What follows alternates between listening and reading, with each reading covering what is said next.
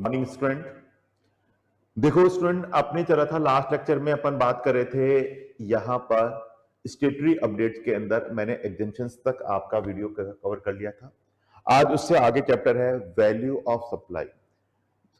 तो value of supply के अंदर भी अच्छा चेंजेस दिया, जो कि आपको पता होगा कि अपन ने एक्शनेबल क्लेम की डेफिनेशन में चेंजेस किया और उसमें ऑनलाइन गेमिंग, कैसीनो और हॉर्स रेस को कवर किया। तो जैसे ही अपन ने इनको कवर किया तो अब इन्हीं के साथ साथ स्टूडेंट मैंने यहां पर उनका वैल्यू ऑफ सप्लाई कैसे करेंगे वो इस चैप्टर में कवर कर दिया। यानी ऑनलाइन गेमिंग है, कैसीनो है, हॉर्स रेस है, तो उनके लिए यहां पर स्पेसिफिक एंट्री दे दी गई कि किस तरह से उसका value of supply find out किया जाएगा। तो online money gaming, online gaming other than online money gaming, एक्शनल गेम, कैसीनो नोटिफाइड कर दिया गया सेक्शन 15 सबसेक्शन 5 के साथ, नोटिफाइड सप्लाई के साथ आपकी। अब अपन बात करते हैं जैसे ऑनलाइन गेमिंग के अंदर, जैसे अपन पैसा डिपॉजिट कराते हैं ऑनलाइन गेम में खेलने के लिए, वॉलेट में पैसा जमा कराते हैं, तो जितना भी पैसा हमने इंट्रोड्यूस कराया वो पूरे पे जीएसटी लगेगा। बाद में हमने उसे गेम नहीं खेला, हमने उस पैसे को रिटर्न ले लिया, तो भी उसका अमाउंट का डिडक्शन नहीं मिलेगा। एक बार जितना पैसा इंट्रोड्यूस हो गया वो पूरा का पूरा अमाउंट जीएसटी का पेमेंट करने के लिए लायबल होगा। जो अमाउंट आपने रिटर्न कर दिया या रिफंड ले लिया, उस अमाउंट पे जीएसटी नहीं लगेगा, ऐसा नहीं सोचना, उस पे भी जीएसटी लगेगा। पूरा अमाउंट जो इंट्रोड्यूस हो गया वो स्टूडेंट इसमें जीएसटी का पेमेंट करने के लिए लायबल होगा। तो under rule 31B online gaming including online money gaming value of supply का पार्ट है। Total amount paid, payable, deposit with the supplier, जो भी टोटल अमाउंट पेड है, पेबल है, डिपॉजिट है विद द सप्लायर, तो वो इस केस में कंसीडर किया जाएगा। लेकिन इसमें से नोट, रिटर्न कर दिया कोई अमाउंट, रिफंड कर दिया, shall not be deduct from the value of supply, तो वो डिडक्ट नहीं किया जाएगा। ये इंपॉर्टेंट चीज है, ये डिडक्ट नहीं किया जाएगा। इसी तरह से स्टूडेंट अपन आते हैं value of supply of actionable claim in case of the casino. In case of the casino, casino में अपन जाते हैं, गेम खेलते हैं, तो वहां चिप्स परचेज करते हैं, टोकन परचेज करते हैं, कॉइन परचेज करते हैं। तो जब अपन कैसीनो में एंटर होते हैं तो वहां अपन चिप्स टोकन परचेज करते हैं, तो जितने भी वैल्यू के अपने चिप्स या टोकन परचेज किए गए हैं वो पूरा का पूरा अमाउंट यहाँ पर जीएसटी का पेमेंट करने के लिए लायबल है। जैसे मैं कैसीनो में गया, 10 लाख के मैंने टोकन परचेज कर लिए, चिप्स परचेज कर लिया, तो ये 10 लाख पूरा का पूरा जीएसटी का पेमेंट करने के लिए लायबल है। अब बाद में मैं यहाँ गेम खेलते खेलते मैंने कहा यार अब अपन नहीं खेल रहे, बाहर हार रहे, तो अपन तो 4 लाख रुपए बचे हैं अपने पास, अपन तो अपने 4 लाख लेके वापस चलते हैं। तो 4 लाख काउंटर पे जाके आपने डिपॉजिट किया, 4 लाख के कॉइन या चिप्स डिपॉजिट किया। चिप्स का मतलब कॉइन नहीं, यहाँ पर खाने वाले चिप्स नहीं है, चिप्स का मतलब वो चिप्स जो कि कैसीनो में खेलने के काम आते हैं। तो 4 लाख के मैंने रिटर्न कर दिया तो स्टूडेंट उन 4 लाख पे भी जीएसटी लगेगा, यानी रिटर्न कर दिया तो लेस नहीं होगा। यही चीज इसमें कहा। तो यहां पर rule 31C online gaming including online money gaming, casino, तो ये सब इसी तरह से आपके कवर हो रहे हैं। तो सभी का वैल्यूएशन उसी हिसाब से चल रहा है। तो जो ऑनलाइन गेमिंग है उसी पैटर्न पे इसका दे दिया कैसीनो का।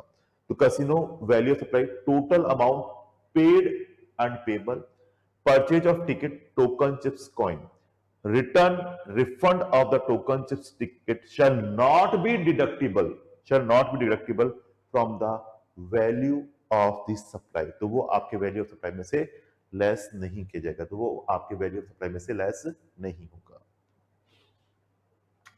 अब देखो एक चीज इसमें अपन बात करते हैं टाइम ऑफ सप्लाई। अब टाइम ऑफ सप्लाई भी इसके साथ आपके चेंजेस हुआ। वैसे तो आपने देखा होगा गुड्स के ऊपर आपके एडवांस के ऊपर जीएसटी का पेमेंट करने की रिक्वायरमेंट नहीं आती विथ इफेक्ट फ्रॉम 15 नवंबर 2017। विथ इफेक्ट फ्रॉम 15 नवंबर 2017 एक नोटिशन पास किया था गवर्नमेंट ने, और गवर्नमेंट ने कहा कि जो एडवांस आपको मिल रहा है गुड्स के लिए उस पर जीएसटी का पेमेंट करने की रिक्वायरमेंट नहीं आती।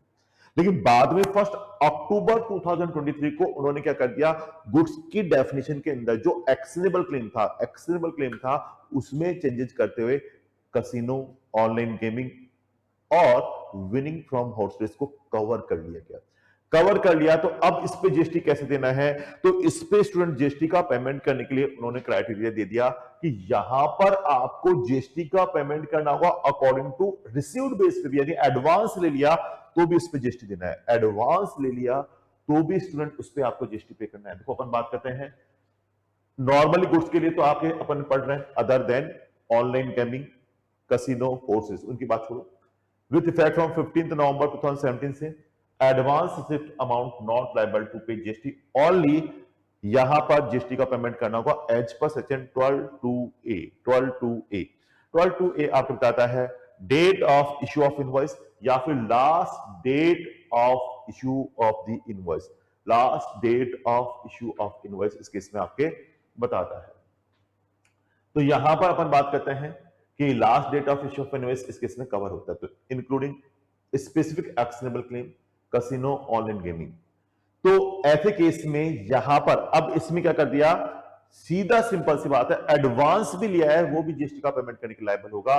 तो include specific actionable claim, advance receipt of the payment, time of receipt of the payment, time of receipt of the payment. इस केस में यहां पर वैल्यू ऑफ द सप्लाई में काउंट होगा, तो time of receipt of the payment, time of the receipt of the payment भी student इस case में जीएसटी का पेमेंट करने के लिए लायबल आपके हो जाएगा। ओके, अब इस केस में आता है personal guarantee by the director. This तो वेरी इंपॉर्टेंट कंसेप्ट।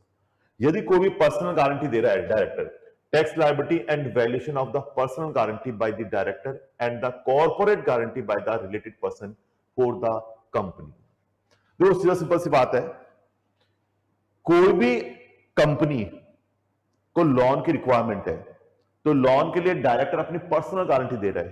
लोन के लिए डायरेक्टर अपनी क्या कर रहा है, पर्सनल गारंटी दे रहा है। देखो मैंने सिंपल लैंग्वेज में ये बना दिया, तो न्यूली इंसर्ट कर दी गई कि कोई भी आपकी पर्सनल गारंटी दे रहा है तो उस पे यहां पर personal guarantee by the director to the bank या फाइनेंशियल इंस्टीट्यूट एफआई।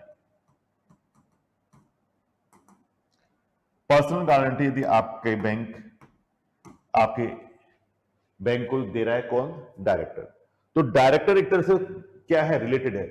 तो रिलेटेड केस में हमें वैल्यूएशन रूल में जाना होगा, रूल 28। तो bank behalf of his company without consideration, both are related person, both are related person. तो value as per the rule 28, how RBI does not permit to the charge any consideration for the providing. तो RBI ने मना कर रखा, RBI does not permitted to charge any consideration for the providing of the guarantee by the director of his company। तो open market value क्या लेनी है, OMV0, क्या लेनी है, OMV0।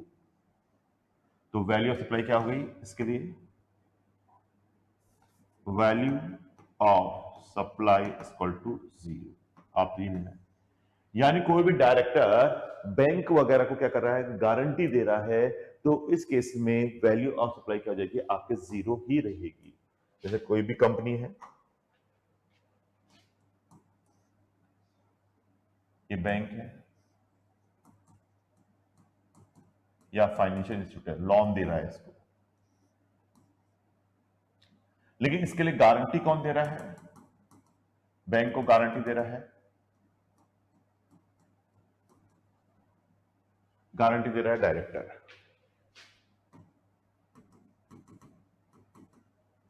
तो वो इसका एक तरह से रिलेटिव है, लेकिन आरबीआई ने इसकी कोई वैल्यू नहीं बताई गई है। तो RBI does not provide charge,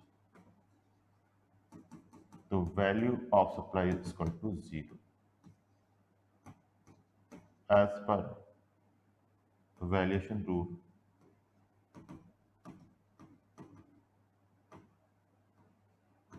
28। ठीक है, तो ये हमारे इस केस में कंसेप्ट आपके आ जाएगा, सिंपल सी बात है।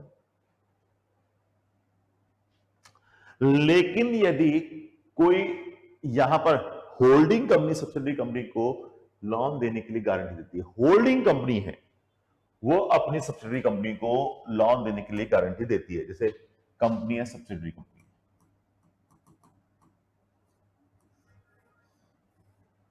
एक बैंक है, ये इसको लोन दे रही है, क्या दे रही है स्टूडेंट, लोन। समझ में आई, ये भी लोन दे रहा था, यहां पर ये भी बैंक या फाइनेंशियल इंस्टीट्यूट को लोन दे रही है, और यहां होल्डिंग कंपनी है, ये इसकी रिलेटेड हो गई, और ये इसको गारंटी दे रही है इस बात कि भाई इसको पैसा दे दो। तो क्या इस केस में यहां पर वैल्यू सप्लाई मान जाएगी? Yes, this the taxable supply, this the taxable supply.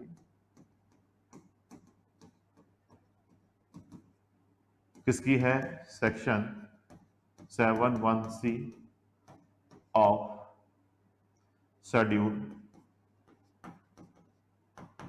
1, read with para.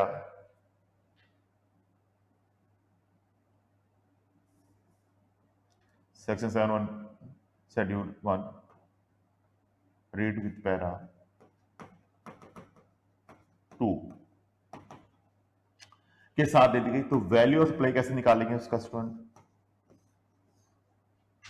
1% of the amount of such guarantee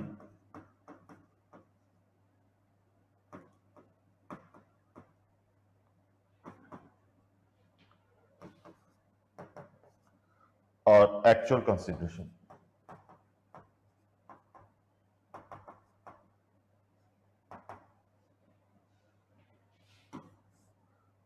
whichever is higher, whichever is higher। तो ये हमारे वैल्यू सप्लाई को कैलकुलेट करने का कंसेप्ट बताता है। तो किस तरह से हम वैल्यू सप्लाई फाइंड आउट करेंगे वो चीज इसमें आपके बता देता है। तो शेड्यूल 1 के साथ उस केस में यदि होल्डिंग कंपनी है वो गारंटी दे रही है बैंक को, तो उस केस में वहां पर वैल्यू सप्लाई निकालनी है, और बैंक और फाइनेंशियल इंस्टीट्यूट को विदाउट कंसिडरेशन टैक्सेबल सप्लाई दी गई है, तो भी इस केस में यहां पर क्या होगा? सप्लाई मानी जाएगी, विदाउट कंसिडरेशन पे भी सप्लाई मानी जाएगी।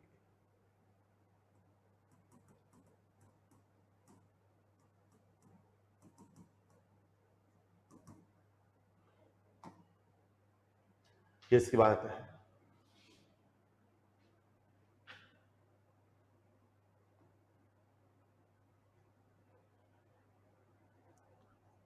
अब इसके बाद अपन बात करते हैं आईटीसी पे आ जाते हैं, input service, input tax credit.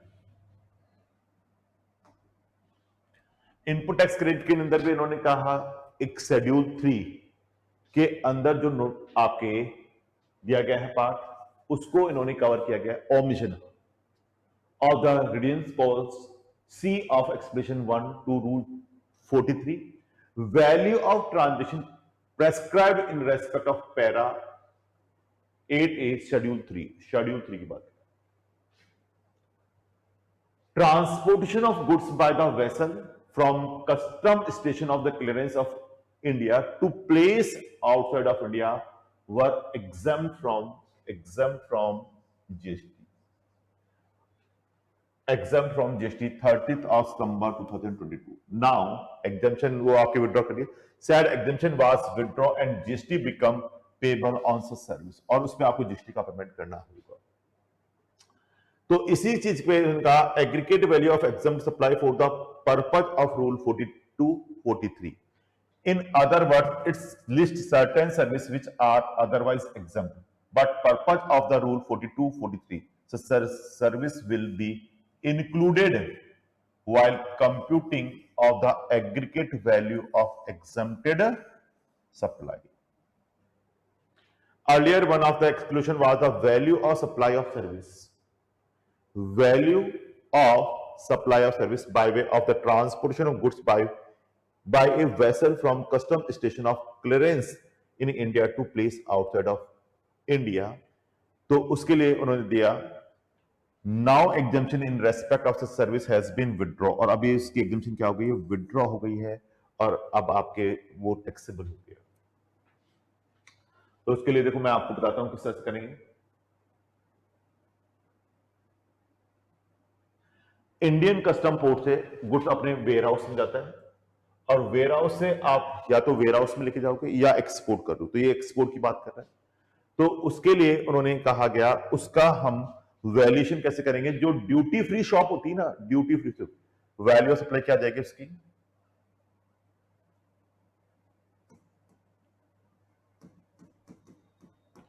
जो भी ड्यूटी फ्री शॉप है,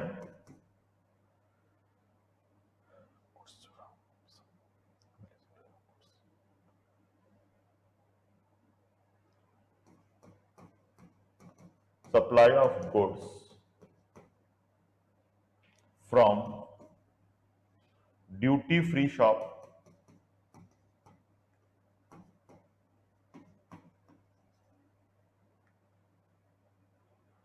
at arrival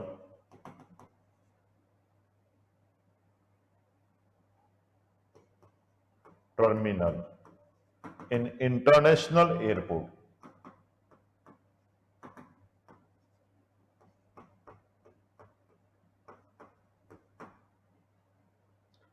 to incoming passenger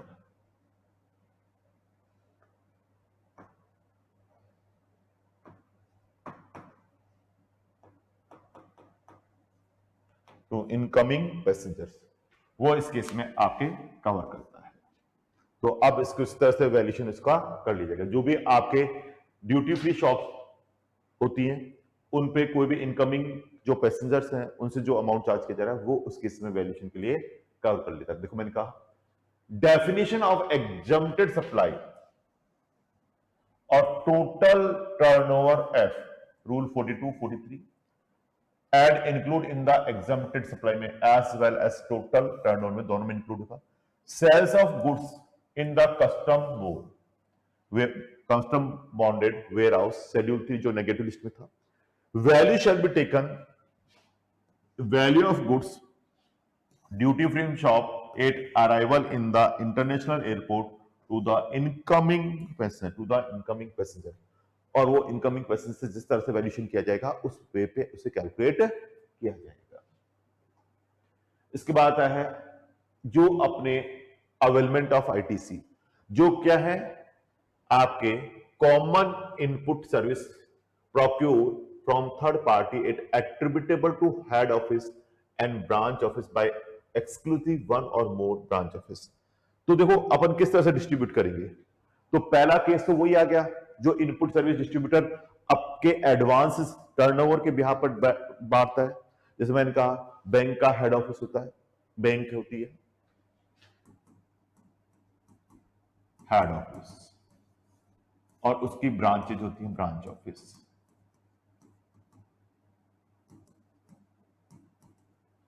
A B C D E, तो इनके जो टर्नओवर बेस है उस आईएसडी के बिहार पर बांट दो, आईएसडी इनपुट सर्विस डिस्ट्रीब्यूटर। तो distribute ITC in respect of the common input service follow by ISD mechanism. ISD में कौन सी रिटर्न जाएगी?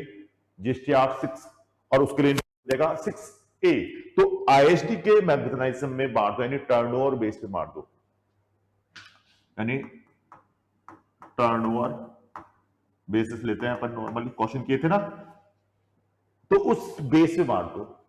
दूसरा उनका ये नहीं तो कोई बात नहीं, आप इनवॉइस इश्यू कर दो। तो दूसरा तरीका दिया कि आपके वहां पर दूसरा तरीका है और इशू टैक्स इनवॉइस। तो जिसको जितना आईटीसी देना है उसको उतने रुपए का इनवॉइस रेज कर दो और उसके बिहार पर आईटीसी को आप ट्रांसफर कर दो। तो HO can issue tax invoice under section 31 to be concerned branch office only if the common input service has been actually provided to the concerned branch office।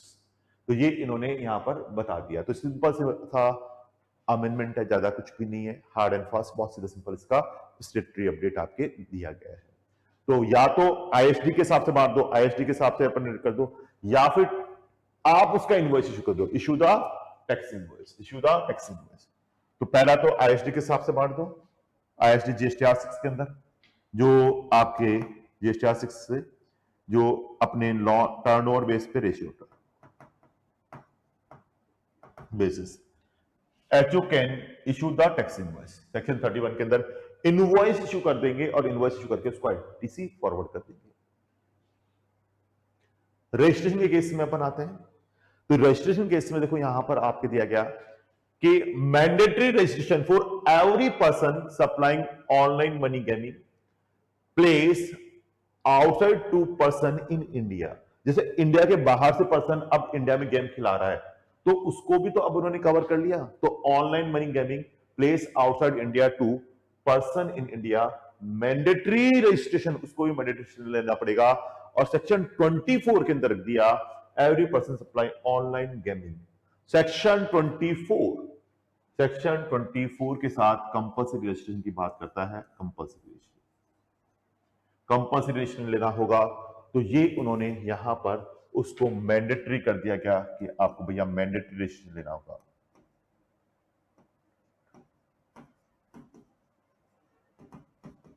जो ऑनलाइन गेम आपको खिलाएंगे उनको mandatory registration लेने की बात इसमें cover करता है।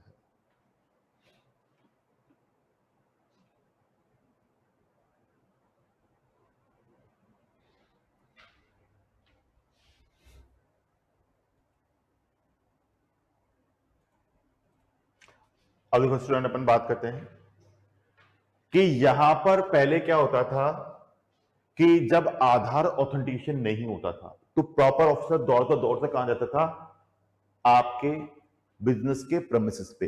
और बिजनेस के प्रेमिसेस पे वहां ऑनर को, एप्लीकेंट को होना जरूरी होता था। अब ये रिक्वायरमेंट हटा दी, यानी ऑनर के होने की जरूरत नहीं है, आपके ऑनर का फिजिकली प्रेजेंस होने की रिक्वायरमेंट नहीं है। तो requirement of the premises of the applicant for the physical verification of the business premises done away with. तो ये इसने कहा गया presence of the applicant is not required for the physical verification. तो ऐसे केस में applicant not required for physically verification, proper officer required physically verification. पहले हुआ करता था फिजिकल वेरिफिकेशन की रिक्वायरमेंट मांगता business premises in the presence of the applicant, now not required. तो वो आधार ऑथेंटिकेशन का तो कोई दिक्कत नहीं था, लेकिन उसे आधार ऑथेंटिकेशन नहीं कराया तो ऑनर का फिजिकली वेरिफिकेशन होना जरूरी था। तो वो फोन करके कहता था भैया मेरे को फिजिकल वेरिफिकेशन करने आ रहा हूं, मिल जाना साइट पे। बेचारा वो भागता हुआ आता था, ऑनर भी हिसाब में आ गया, चेक कर लो। लेकिन अब ऐसे एप्लीकेंट की जरूरत नहीं है कि वो फिजिकल वेरिफिकेशन आपको अवेलेबल हो, फिजिकल वेरिफिकेशन की उसके अवेलेबिलिटी की रिक्वायरमेंट नहीं है।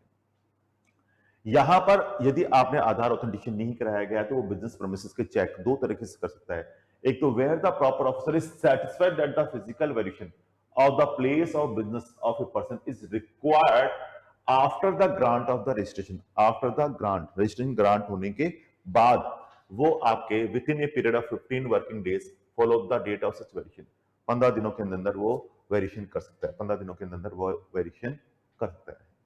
एक होता है where the physical verification of the place of business of person is required before grant of the registration, या रजिस्ट्रेशन ग्रांट करने से एटलीस्ट 5 डेज पहले वो आपने क्या है फिजिकल वेरिफिकेशन करने की रिक्वायरमेंट को बता सकता है। कोई ज्यादा इसका इंपॉर्टेंट नहीं, ये इंपॉर्टेंट है कि पहले क्या होता था कि आपको 45 डेज मिलते थे आपको अपना बैंक अकाउंट को अपडेट करने के लिए। अब रजिस्ट्रेशन नंबर आने से आपको 30 डेज के अंदर आपको अपना बैंक अकाउंट रिक्वायर करना था, या जीएसटीआर 1 फाइल करने के टाइम पर आपको यहां पर बैंक अकाउंट को अपडेट करने की रिक्वायरमेंट आती है। Detail of bank account required to be furnished by the applicant within the 30 days.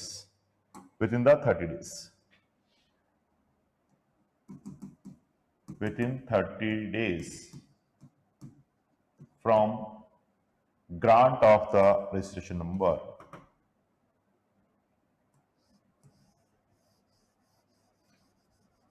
Within the 30 days from grant of the registration number. यदि वो ऐसा नहीं कराता था तो वो उसका अकाउंट सस्पेंड हो जाता था, और जैसे ही रजिस्ट्रेशन को वेरीफाई करा देगा तो जो उसका अकाउंट सस्पेंड हुआ है ऑटोमेटिक क्या हो जाएगा, एक्टिवेट हो जाएगा, ऑटोमेटिकली आपके एक्टिवेट हो जाएगा। इसके साथ साथ अपन बात करते हैं, देखो स्टूडेंट, इसमें यहां पर अपने एक और रिक्वायरमेंट दी गई उन्होंने,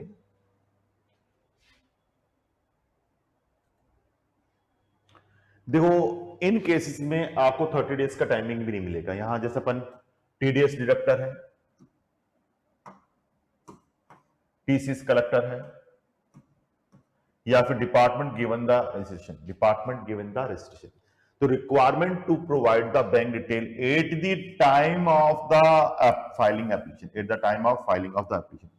टीडीएस, टीसीएस या डिपार्टमेंट ने आपको रजिस्ट्रेशन दिला रहा है, तो ऐसे केस के अंदर वहां पर आपको requirement to provide bank detail at the time of filing of the application, at the time of filing of the application. तो ये हमारे इस केस में कंसेप्ट बता रहा है। इसके बाद स्टूडेंट अपन बात करते हैं, जो टाइम लिमिट पहले 30 डेज होता था, वो टाइमिंग अब आपके एक्सटेंड करके 90 डेज हो गया। जैसे आपका प्रॉपर ऑफिसर ने रजिस्ट्रेशन सस्पेंड कर दिया, रजिस्ट्रेशन आपका सस्पेंड कर दिया, तो जैसे आपका रजिस्ट्रेशन सस्पेंड कर दिया, तो ऐसे केस के अंदर अब आपके यहां पर जैसे ही आपने रजिस्ट्रेशन सस्पेंड कर दिया, तो ऐसे केस के अंदर ये टाइमिंग आपके revocation of cancellation of the registration, cancellation of the registration कि आपके रिवोकेशन, प्रॉपर ऑफिसर ने रजिस्ट्रेशन कैंसिल कर दिया, अब आपको अपना बिजनेस को एक्टिवेट रखना है, तो रजिस्ट्रेशन एक्टिवेट करवाना पड़ेगा। तो पहले 30 डेज, फिर 30 डेज, फिर 30 डेज का आपका टाइमिंग हुआ करता था। तो अब ये टाइमिंग बढ़ा के सीधे 90 डेज कर दिया गया कि आप 90 डेज के अंदर आप एप्लीकेशन लगा सकते हो। तो registered person submit an application for the revocation, कि रजिस्टर्ड पर्सन आपके यहां पर क्या कर सकता है, रिवोकेशन के लिए एप्लीकेशन लगा सकता है। Registered person submitted an application for the revocation, आपके रिवोकेशन की एप्लीकेशन लगाता है, और उसके लिए टाइम दे दिया in the prescribed form, in the prescribed form within a period of 90 days, 90 दिन के अंदर, within a period of 90 days from date of service of the order of the cancellation of the registration, for the order of the cancellation of the registration. Reason to be recorded in writing, commissioner or officer authorized by him, not below the rank of the JC or additional commissioner.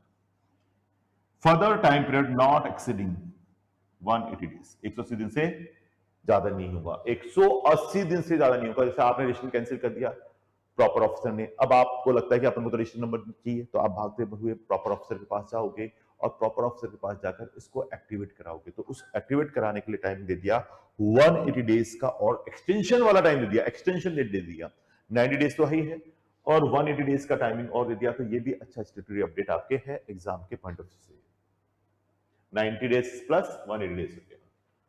Simplified the registration scheme for a person applying या supplying the OIDR service from a place outside of India to non-taxable online recipient also made application for the person supplying online money gaming from a place outside to the person in India।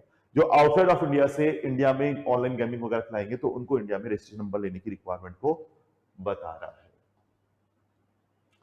Unregistered person with the aggregate turnover up to the threshold limit, जैसे आपने देखा होगा ई commerce operator के पास goods वाले को compulsory registration करवाना पड़ता था, अब उसमें भी उन्होंने क्या कर दिया, रिलैक्सेशन दे दिया कि उसे अपने थ्रेशोल्ड लिमिट तक रजिस्ट्रेशन नंबर लेने की जरूरत नहीं है। किसको, गुड्स की सप्लाई कर रहा है, किसके थ्रू कर रहा है, ई कॉमर्स ऑपरेटर के through.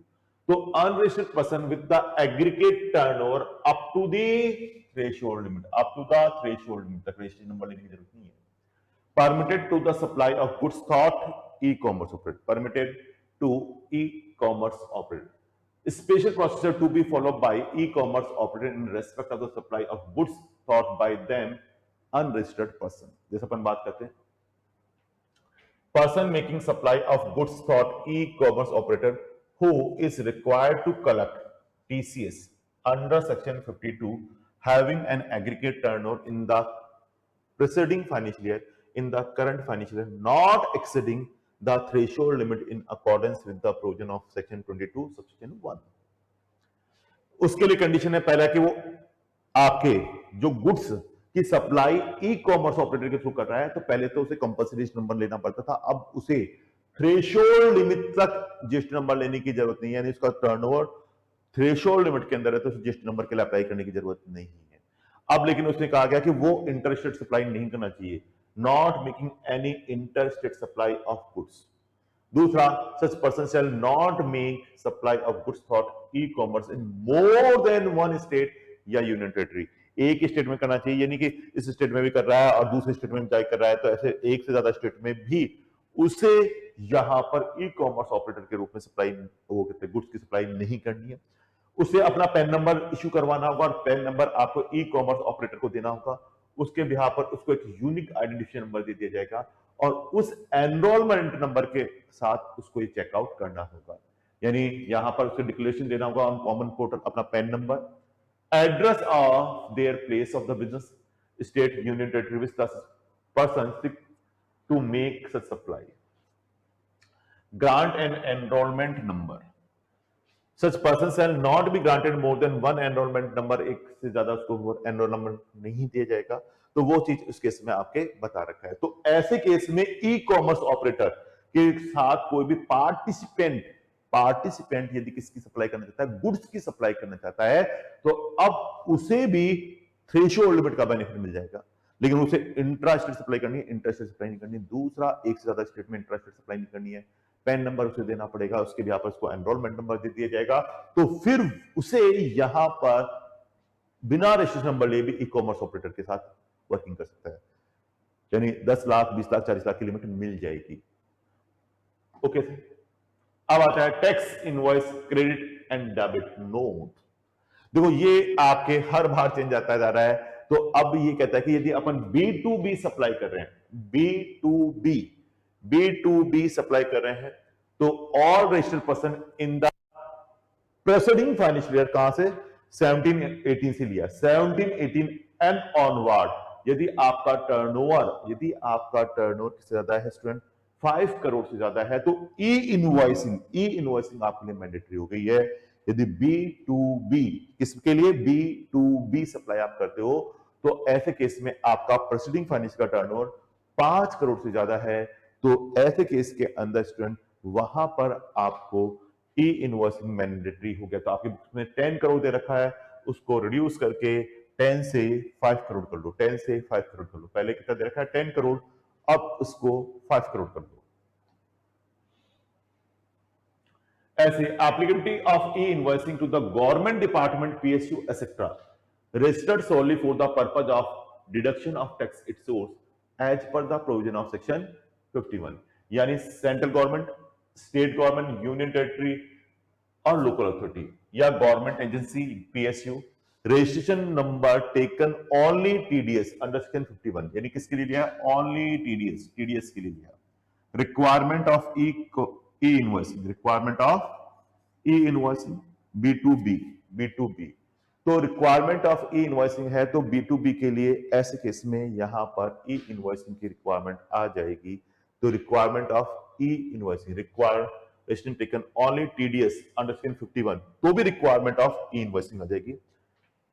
Applicability of the registered person whose turnover exceeding the prescribed threshold limit for generating e-invoices, requirement to issue e-invoicing for the supply made to such government department, establishment, government agency, local authority, PSU, etc. under section this। तो ये इस case के अंदर आपके concept बताएगा। In case involving supply of online money gaming service provided through e-commerce operator by supply OIDAR service to unregistered recipient, tax invoice to contain the name of the state irrespective value of supply. Prescribe the particular tax invoice issued by the registered person should contain inter alia prescribe that where the recipient is the registered, recipient क्या है, registered है। तो ऐसे case के अंदर यहां पर जिस भी स्टेट में आप रजिस्ट्रेशन ले रहा है, तो ये इस चीज में अपने आप को ई कॉमर्स ऑपरेटर के थ्रू बता रहा है। In case involving supply of online money gaming service provide by thought e commerce operator by the supplier of OIDAR service to unregistered recipient, tax invoice to contain the name of the state irrespective value of supply। तो उस case के अंदर name of state उसके पे mention होना चाहिए। तो ये कह रहा है tax invoice issue by the registered person should contain inter alia prescribe the where the recipient is the registered, tax invoice shall contain the name, address and GST number, UI number of the recipient। वो उसका GST number B2B supply होगी एक तरह से। और GST number देगा। लेकिन where the recipient is the unregistered, तो B2C की तरह बात कर रहा है, तो स्टेट का नाम दे दो। तो tax invoice shall contain the name and address of the recipient and the address delivery along with the name of the state and its code only where the value of taxable supply exceeding 50,000 or equal or exceeding 50,000. लेकिन in case where the value of the taxable supply 50,000 से कम है, invoice shall contain the name and address of the recipient and the address of the delivery along with the name of the state and its code only when the recipient requests the such detail be recorded in the tax invoice. यानी जहां पर आपके B2B supply अपन बात कर लें sir, B2B supply वो तो बात अलग है, ये है B2C सप्लाई और वैल्यू ऑफ सप्लाई इसमें 50,000 से ज्यादा है।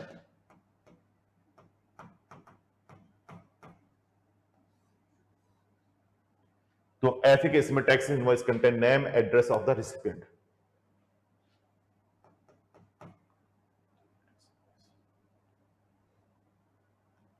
Tax invoice contain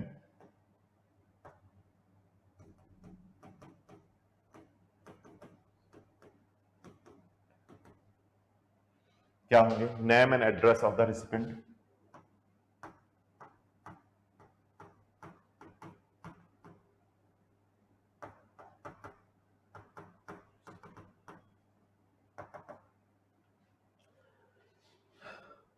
and address of delivery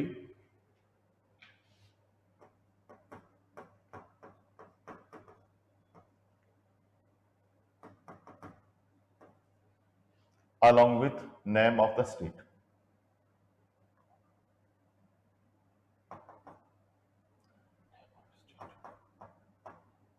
name of state, जैसे राजस्थान है तो 08 एंड इट्स कॉल्ड, ये आपको देना है। लेकिन वैल्यू ऑफ सप्लाई 50,000 से कम है,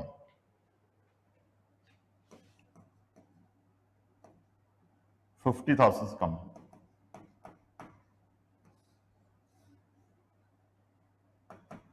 तो इनवॉइस में कंटेंट क्या होगा? Name and address of the recipient, address of the delivery along with the name of state and its code only when the recipient requests this detail be recorded in the tax invoice. वो उसके request कर सकता है, तो वही चीज अपने इसमें आ गई। Invoice shall contain name and address of the recipient and the address of the delivery along with the name of state and delivery cards. ये इस केस में आपको बता रहा है।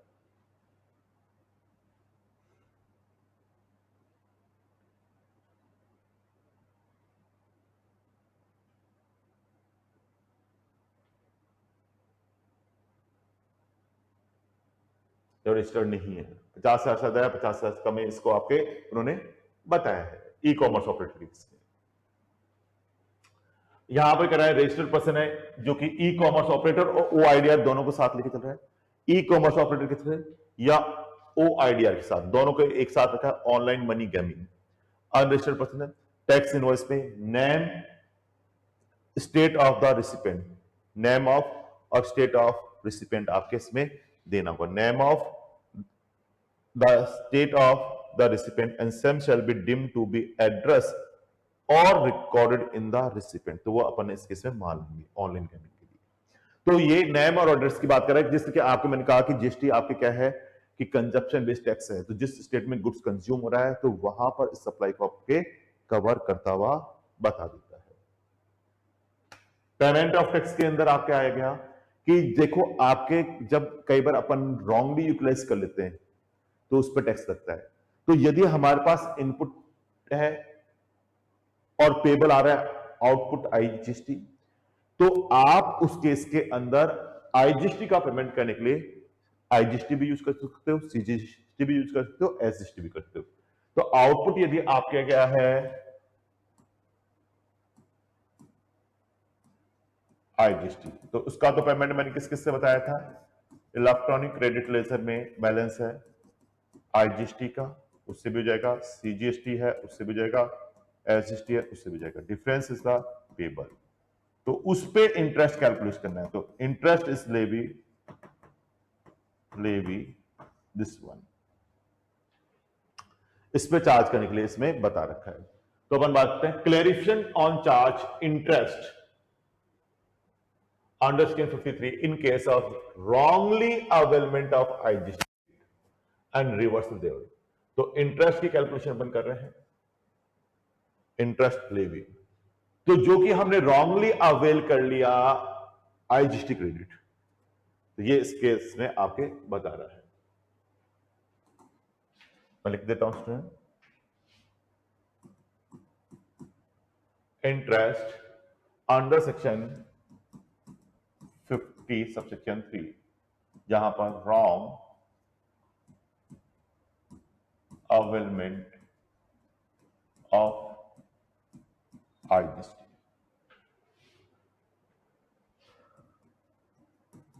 क्रेडिट, तो आपको रिवर्सल करना होगा।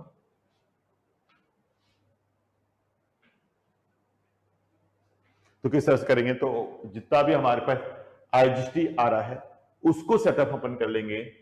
तो ये कहता है amount of ITC available electronic credit ledger shall be hard IGST CGST SGST can be utilize for the payment of the liability of IGST.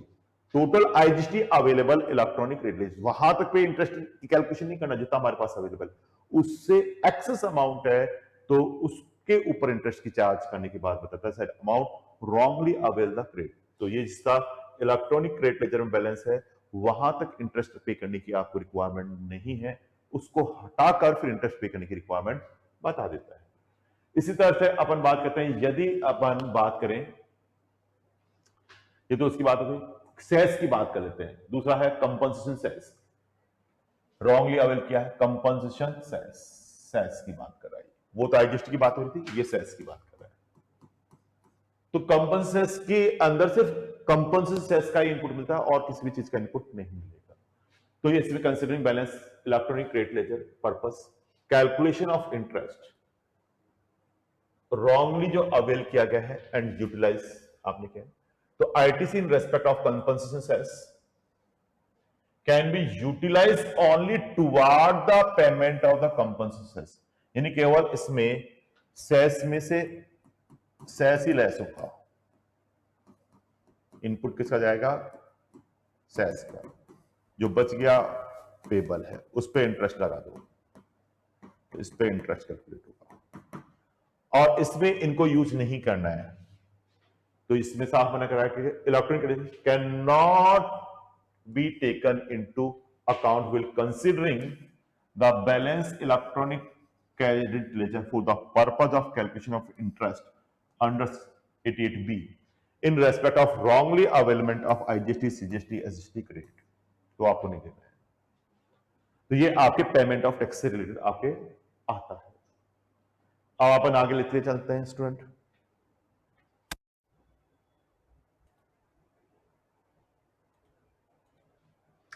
देखो अपन बात करते हैं इलेक्ट्रॉनिक कॉमर्स ऑपरेटर या ट्रांसपोर्टर।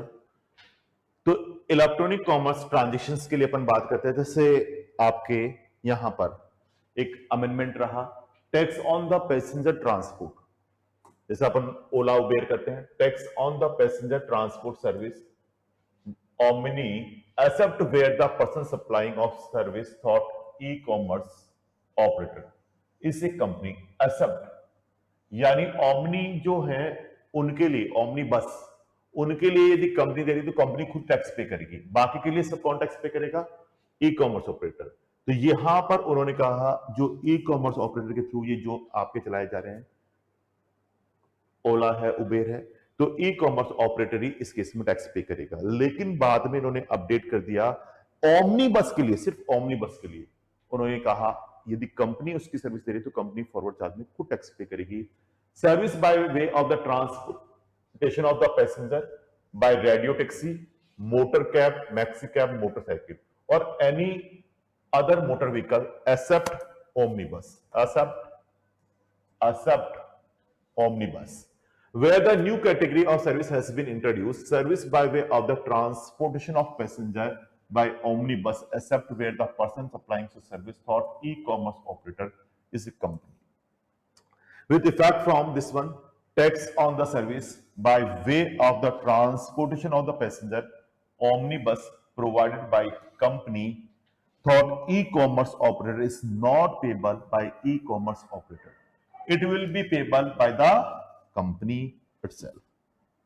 तो कंपनी ही पे करेगी, यदि ओमनी बस है तो उसमें कंपनी पे करेगी, बाकी क्या tax on service by way of transportation of passenger and omni bus provide by a company for e commerce operator is not payable by e commerce, तो ई कॉमर्स ऑपरेटर पे नहीं करेगा, it will be payable by the company itself, company खुद pay करेगी। बाकी के सबके लिए ई commerce operator पे करेगा। तो ये चीज इसमें कर रहा है transportation passenger by the transportation of passenger.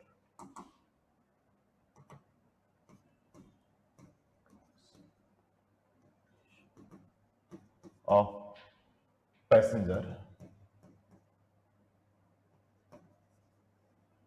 तो बाकी के सबके लिए तो ई कॉमर्स ऑपरेटर है, लेकिन एक्सेप्ट ओमनी बस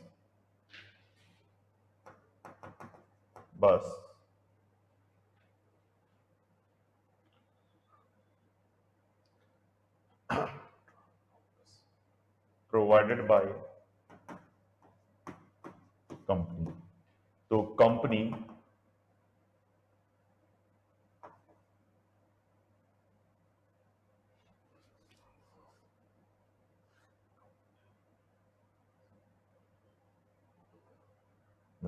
लाइबल टू पे टैक्स। रिटर्न्स के केस में आते हैं, छोटे छोटे स्टेटरी अपडेट है। यहां जीएसटीआर 1 को फाइल करने से रोक लगा रहा है, जीएसटीआर 1 में रिटर्न फाइल करने पर रोक लगा रहा है। जीएसटीआर 1 और आईएफ वो ब्रेक लगा रहा है, जीएसटीआर 1 और आईएफ ब्रेक लगा रहा है। वो कह रहा है a registered person whom intimation has been issue, intimation issue हो गया उसको on the common portal under the provision of Rule 88D1 in respect of tax period shall not be allowed to furnish GSTR 1 और IFF for subsequent tax period। यानी जब भी आपका intimation issue हो गया उसके बाद वो GSTR 1 और IFF फाइल नहीं करते, unless has either paid the amount equal to the excess ITC as specified in the said intimation। जो उसने excess ITC क्लेमिंग के लिए है इंटीमेशन में has furnished to reply and या तो रिप्लाई दे दे या रीजन दे दे respect of the amount of ITC. तो ऐसे केस में वहां पर यदि इंटीमेशन इश्यू हो गया, इसको इश्यू हो गया कॉमन पोर्टल,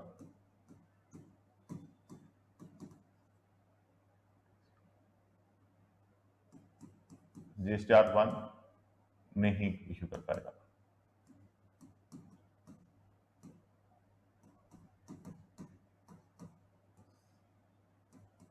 नॉट फाइल, इसके लिए है एक्सेस आईटीसी क्लेम, लेकिन वो इसका रिप्लाई दे दे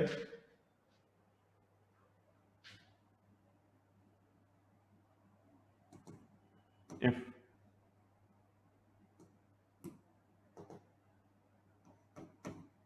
taxpayer reply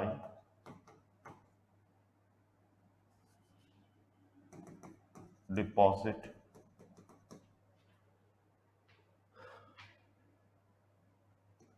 excess ITC claim या फिर reply reasonable।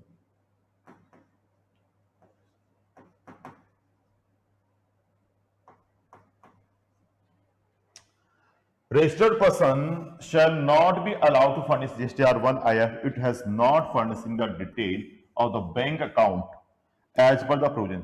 30 डेज के अंदर आपको बैंक अकाउंट अपडेट करना था, 30 डेज के अंदर, या फिर जीएसटीआर 1 फाइल करने से पहले विच अर्लियर, तो वो बैंक अकाउंट अपडेट नहीं करेगा तो भी वो जीएसटीआर 1 नहीं लगा पाएगा। ये इन्होंने प्रोविजन में अपडेट डाल दिया। इसके बाद आपके बाद देखोगे कि यहां पर स्टूडेंट ये कह रहा है कि जो भी अपन GSTR 5 है, तो ये OIDR और ऑनलाइन गेमिंग दोनों के लिए अब रिटर्न कौन सी जाएगी? GSTR 5।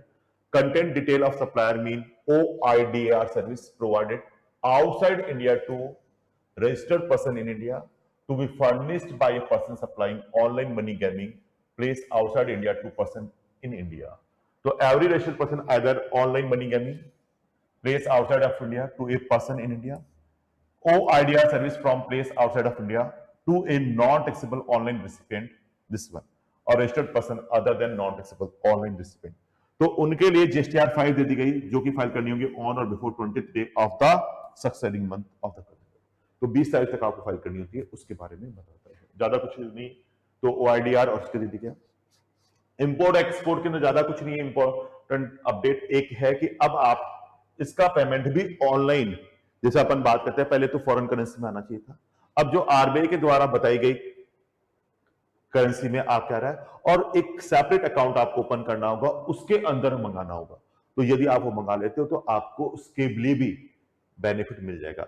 In this regard the clarification of Indian exporters undertake the export service और paid the export proceed in Indian rupees. किससे मंगा रहा है? इंडियन रुपीज में, इंडियन रुपीज में, from the special rupee vostro account, special rupee vostro account for correspondent bank of the partner trading country opened by the authorized dealer bank, some shall be considered to be fulfill the condition of such clause this one.